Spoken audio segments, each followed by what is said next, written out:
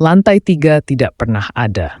Andra pindah ke sebuah kota kecil yang dingin dan berkabut, mengikuti ibunya yang ditugaskan jadi kepala sekolah di SMA tua bernama SMA Negeri Puspabangsa.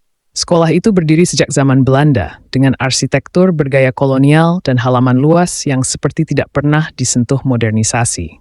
Hari pertama, Andra datang ke sekolah itu sendirian, karena ibunya sedang rapat. Saat jalan ke ruang guru, ia salah blok dan tiba-tiba menemukan tangga sempit di pojok lorong yang remang.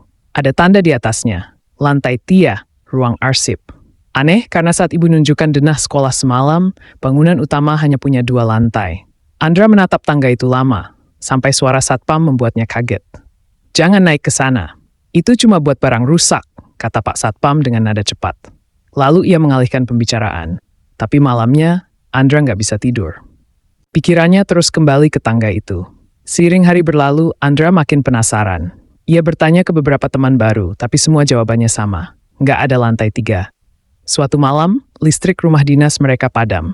Saat ibunya keluar untuk mencari lilin, Andra mendengar sesuatu dari langit-langit rumah yang ternyata berada tepat di bawah sekolah. Ketukan dan suara kursi digeser. Padahal sekolah seharusnya kosong. Dan suara itu berasal dari tes. Dari ingatannya tidak ada. Keesokan harinya, Andra memberanikan diri naik ke tangga itu. Tangga berderit dan penuh debu. Di atas, ia menemukan lorong panjang dengan lampu yang menyala lemah. Ada satu ruangan besar dengan papan bertuliskan ruang arsip. Isinya rak-rak kayu tinggi dengan berkas-berkas kusam. Tapi yang aneh, semua berkas itu bukan arsip sekolah, melainkan dokumen-dokumen tua berisi laporan kematian siswa. Banyak dari mereka tidak pernah disebut di catatan sekolah resmi. Salah satunya tertulis nama Sekar, kelas 2A. Salah satunya tertulis kelas 2A. Meninggal 3 Mei at Prasin Batu lantai 3. Status tidak ditemukan. Saat Andra menyentuh berkas itu, lampu ruangan padam, dan suara perempuan menangis terdengar dari balik rak. Malam itu, Andra mimpi buruk. Ia melihat seorang gadis berseragam SMA duduk di ujung ranjangnya. Wajahnya pucat, matanya kosong. "Temukan aku," bisiknya. Keesokan harinya, Andra bertanya ke guru-guru senior soal nama Sekar. Semua langsung diam atau pura-pura nggak kenal. Tapi satu guru tua Bu Ningsih menarik Andra ke pojok. "Kamu udah ke lantai 3 ya?" Andra mengangguk. Sekar itu murid pintar. Dia sering dihukum karena protes soal praktik mistis zaman dulu di sekolah ini. Terakhir kali terlihat, dia dipanggil kepala sekolah ke lantai 3. Sejak itu hilang. Katanya dia disembunyikan di sana, di balik tembok ruang arsip.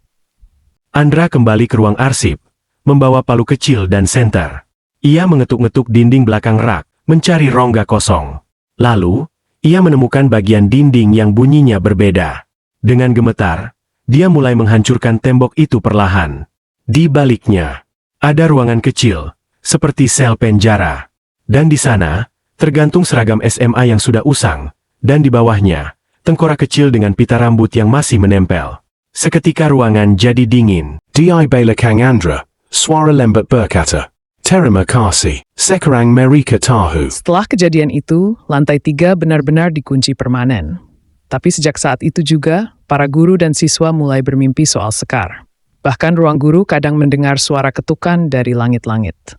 Andra pindah sekolah, tapi setiap kali malam tanggal 3 Mei datang, ia selalu mendengar suara gadis yang berkata, "Ada lebih dari satu, cari yang lain."